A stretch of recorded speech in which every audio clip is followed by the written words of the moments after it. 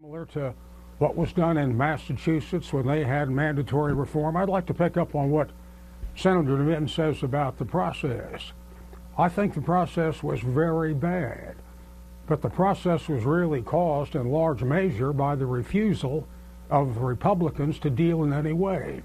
Senator DeMint is the author of the famous statement that this is going to be President Obama's Waterloo, that this ought to be used to break the president, so that before the ink was dry on the oath of office, and I know this because I was in the caucus, the Republicans were already plotting ways to beat President Obama in 2012.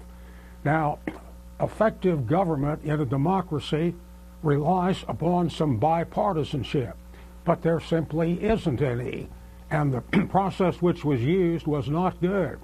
The lead story today in the Washington Post is that after you reform health care, you ought to reform the Senate.